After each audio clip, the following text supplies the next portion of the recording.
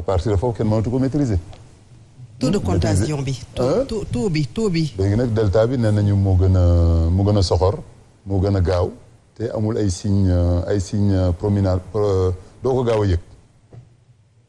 yëg. ñun li ñu seetlu dañuy oo à domicile tout de suite ñu dem la famille a déjà le diagnostic et la personne est déjà grave. Vous voyez ce que je veux dire donc ces chiffres yi encore wax naa leen tey bu ñu àggee 700 compte leen ñu ngi. mais quels sont les signes ndax dafa wute ak bi nga xam ne moom la ñu doon gis. différence bi est-ce que sori na les signes parce que dañu doon wax ne si le nez coule boo amee fièvre. gorge buy metti entre autres. bii ban différence la am par rapport ak yu ñu doon gis. yooyu yëpp dañ koy seet de toute façon médecin boo ñëwee li ñu njëkkoon a wax ci feebar yëpp daf koy seet. dina seet ndax am nga fièvre ndax am gorge am nga kii.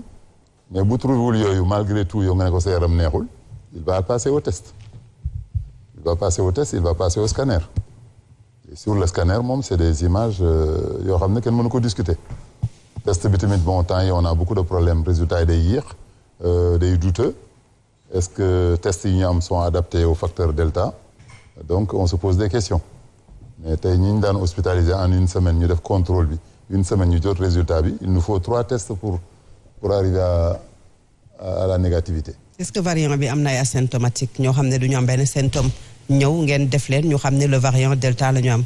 ça aussi c'est très possible parce que microbe bi muy duggee ci man ak ni muy duggee ci keneen c'est toujours différent ñun 5 ñi fii tey bu ñu tegoon bu ñëwee am na si ku muy gën a soxla aw muy kii am na ku koy sentir am na ku dul sentir te virus bi nee nañu ça existait déjà au Sénégal depuis des années en pédiatrie Albert Royer ils ont des dossiers où il y avait déjà le virus. ki nekkoon xale tey daal di ko contacter peut-être que moom il va réagir moins bien que man mi ko fekkewuloon. Et docteur alors dañoo gis ne que ça fait quand même depuis ay semaines ñu ngi wax 3e vague de Covid-19 alors ñun sentiruñu bu baax wala population bi am na ñu ko doon wax def nañ sax ay reportage ci loolu sentiruñu bu baax communication wala stratégie yu nguur gi jël pour justement xeex 3e vague boobu alors loolu naka lañ koy expliquer te ñu ngi gis ne que cas yaa ngi yokku docteur. yéen a gën a suivre l'actualité quand même. Depuis l'événement de mars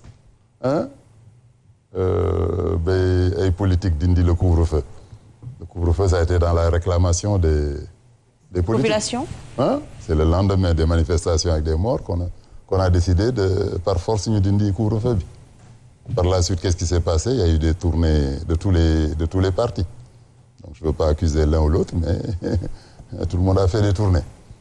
Donc au moment je pense que les gens en avaient vraiment assez de lan nañu ci kii bi bon. mais tout le monde a fait des tournées mais est-ce que tamit la responsabilité de l'État parce que ki nga xamante ne moom mooy jiite parti di APR nekk le président de la République bu demee ci ay tournées alors qu'il moom moo nekk personne bi gën a informé wu CNG xanaa daf ko waxul li nga xamante ne moom moo am ci ne nañu def ndànk ku moytuwul mbas bi mën na fi ñëw. CNG am na professeur yu ne ma ñu bari dañuy raay seen bopp rek. raay maanaam. toog sa kër yi raay seen bopp du ñu janox président waxtuma laa ñemeñ di ko wax ne arrêté le tournée bi. mais ñu yóbbante c'est-à-dire que ñu jaarale ko par le ministère de la santé et de l'action sociale bi nga xam ne tey communiqué bi nga xam ne moo tukkee ci président de la République li mu wax mooy il faut des rencontres entre CNG ak ki nga xamante ne mooy le ministre Abdoulaye Diouf Sarr donc est-ce que ñoom bu ñu yëgee ne 3e vague bi ngi yot Sénégal waruñu woon avertir le ministère moom aussi mu avertir le président de la République. Le ministère est le premier informé de ce qui se passe résultat yi ñu jot moom moo koy joxe. Donc il n'y a même pas besoin du CNG pour CNG comme stratégie la war a joxe. Et mais ce qu'on s'est rendu compte c'est qu'il y a un groupement de gestion mais il n'y a pas un groupement scientifique. Est-ce que vous connaissez la différence? C'est-à-dire waruñu organiser un système boo xam ne ay scientifiques yoo xam ne science rek moo leen doy ñu mën a taxaw di joxe ay éléments et à partir de ces éléments-là le comité de gestion moom mooy wax les moyens qu'on utilise à gauche à droite donc ñaar yooyu am benn trou seen diggante. si. ñooñu nag bu ñu leen oowee ne leen lu président laaj leen lu ñu war a def bon moom déjà il a ses conseils il a presque déjà pris sa décision man daal j'ai rencontré des professeurs yu fa daan dem si yeneen rencontre moom daal rencontre yooyu bu ñu demee président mooy wax lu ko neex def lu ko neex Ah oui. ñoom ñu raay seen bopp dem seen yoon. Ça veut dire quoi que CNGE peut-être alerté na wax président de la République mu arrêté tournée yi parce que y a eu des voix quand même yoo xamante ne wax nañ ñu ne que CNGE alerté na président de la République. suñ la déggee est-ce que président peut-être bëggul déglu CNGE wala CNGE ñoom ñoo waxul président pour que mu revoiraat un peu sa CNGE mënuñu wax tant que convoqué wuñu leen. CNGE mënuñu wax tant que convoqué wuñu leen. là on est au même stade que tey bu ngeen gisee 700 cas te je vous ai toujours dit que les chiffres là sont sous-estimés parce que am na dëkk yoo xam ne amul ku leen di testé. boo maa ngi tooñ pëli sax boo demee suñu côté boobu fan ngay gisee ko def ba baguette si sa baguette génne ko yóbbu ko Pasteur jox la résultat bi donc yow xam nga bu fekkee tugg la nga loolu la ñu woowee Paolé mooy espèce de grippe boo xam ne lu yàlla def rek baax na donc chiffres yi ngeen am bu ñu si dindee Paolé yi wala ñu dolli woon ko ci tey. defe naa sunu 1000 cas par jour war na mat. alors docteur xëy na dinañu ñëwaat ci responsabilité yi nga xam ne ku ci nekk am nga ko par rapport ak mbas mi nga xam ne ñu ngi naan 3e vague am déet ñu dellusiwaat rek ci variant delta bi nga xam ne moo lëmbee jamono alors y a un centre d'études stratégiques de l'Afrique bi génnee ab étude démb lañ ko publier le 13 juillet wax ne ak variant delta bi boo moyul les mois yi nga xamante ni nii ci lu ñu jëm ay centaines de milliers de morts dina ci am maintenant stratégiquement parlant tey spécialistes yi ban taxawaay la ñu mën a am surtout au Sénégal pour que ñu daal di seenu mbir moomu laataa muy ñëw ñu xool ñu teg ay barrières laataa loolu di tàbbi si en tout cas ci Sénégal di doon ak jafe-jafe. barrières yooyu anticiper laa bëggoon wax ñu anticiper loolu. barrières yooyu ça existe déjà. barrière ça existe déjà ku farlu tey ne maa ngi respecté barrières yi. porter sa masque. di raxas say loxo. di moytu. je vous dis stratégie beneen bu ñu war a mën a teg est-ce que dañoo war a mën a des ci stratégie yi fi nekkoon rek raxasu maytu barrière naam yooyu mooy base bi mais ak variant delta bi. lan mooy war a doon taxawaayu kilifa yi dëggantaan pour que ñu may ko parce que c'est des centaines de milliers de décès ñoo la ñu annoncé. on ne prend pas nos précautions. te kooku nag leen wax naa leen du président moo koy décider. du ministre de la santé moo koy décider.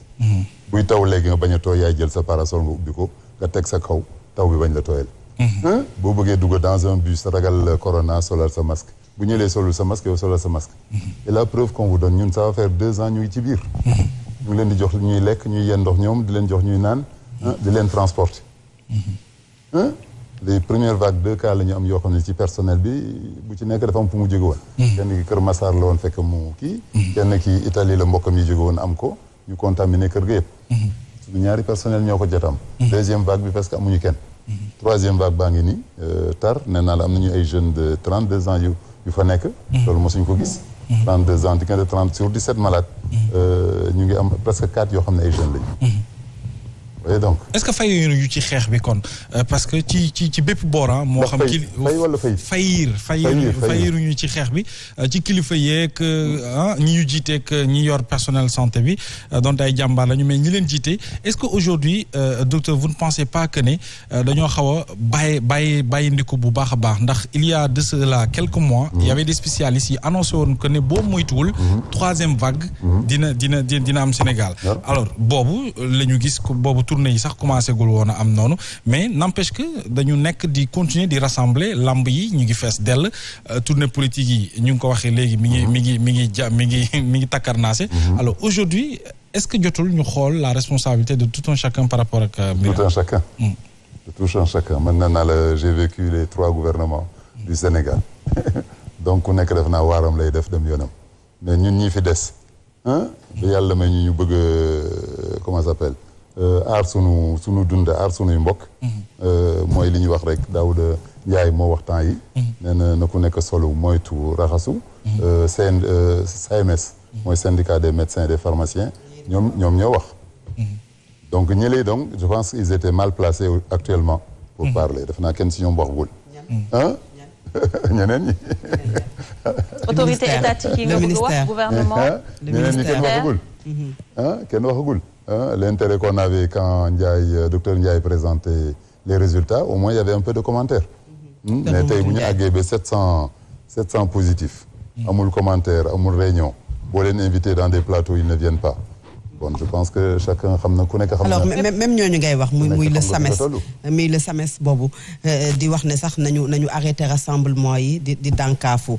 sànq maa ngi wax CNGE parce que nag bi le président de la République di jël dogal couvre-feu dañu déglu scientifique yi ñu wax ñu ne mbas mi même bu fekkee ne dañu couvre-feu 1 heure de temps sax. am na lu muy wàññi ci li nga xam ne mooy circulation virus bi donc ñooñu ñi ngi leen di déglu pourquoi peut-être ñooñu ñëpp muy le SAMES CNGE ak yenn kuréel yi alerté wuñu c'est ça en fait alerté wuñu ci 3e vague bi nga xamante ne tey jural na Sénégal 733 cas et 19 en réanimation. mais alerte bi est-ce que doyul déjà est-ce qu'on a même besoin de ces organismes. tey kan moo ci amul mbokkam tey bu nekk hôpital wala. pourquoi laisser les autorités dem tournée économique et tout waxuñu. ba ñëpp dégg leen moo tax ma ne revenons à nos moutons ni ko tubaab bi di waxee. yow tey boo ñibbi sa kër defe naa xamal loo bëgg ci maladie bi léegi ñëpp xam nañ ko waxtaan ngeen ci waxtaanaat ci. posé ngeen ay questions nu muy wàllee nu muy kiiwee. à peu près c'est le même le traitement sax encore par hasard c'est le même. traitement bi ñun changé wuñu traitement day gën a yàgg mais le traitement est le même. donc xam-xam bi ci maladie mu ngi am population bi aussi xam nañu. tey ku bëgg a jóg